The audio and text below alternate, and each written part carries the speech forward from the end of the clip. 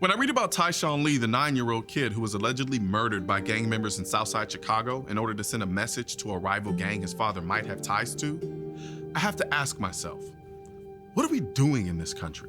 Probably the most abhorrent, cowardly, unfathomable crime that I've witnessed in 35 years of policing. Tyshawn was on his way to his grandmother's on Monday afternoon when he joined others in the alley near her house. That's when the boy was swept up into a bloody feud here involving two rival factions of the same gang. His execution was the latest in a series of vengeful assaults going back months. Let this sink in. You live in America where people systematically stalk and execute 9-year-olds in broad daylight. This wasn't collateral damage from a gang-on-gang street fight where the bullets went the wrong way. This was a rational, calculated decision to murder an innocent 9-year-old kid. That's inner-city violence on a savage level. And we let it happen. Because every time inner-city violence makes headline news, these political morons we call politicians start shucking and jiving about background checks, gun licenses, corporate indemnity, and the availability of guns. There are millions of white, Black, Spanish, and Asian people, just like me, who have access to all the guns they want and also had access to both of their parents, if not necessarily under the same roof. Access to a decent education system, and access to hope.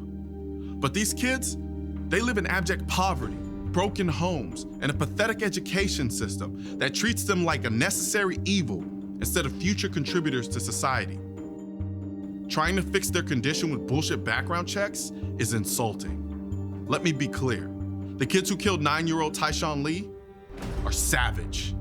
Too far gone, creations of a messed up environment no different than suburban savages going on shooting rampages at their high school. You can't excuse savage behavior. There's no coming back from that. Don't fool yourself. Everybody ain't salvageable. You don't slap monsters on the wrist expecting them to come out and be a better person. But y'all want to keep talking about background checks and gun-free zone signs when we talking savages. Yet you won't lock up the actual savages who are wiping their ass with the existing gun laws. How much do you want to bet the kids who killed Tyshawn Lee had criminal records? How much do you want to bet they've been arrested in illegal possession of a gun? How much do you want to bet we could have taken them off the street under the existing federal gun laws? If we don't enforce our laws against perpetrators of terror, who are the laws for? They shot Tyshawn Lee in the face like he was nothing. That's pure evil. You can't legislate away evil. You can't ignore it and hope it goes away. You have to get on your hands and knees and root it out the hard way. If you're not willing to talk about solving the real issues causing the violence in the inner city, take your universal background checks, your gun-free zone signs, and any other reasonable gun control measure back to your box of disingenuous talking points and shut up.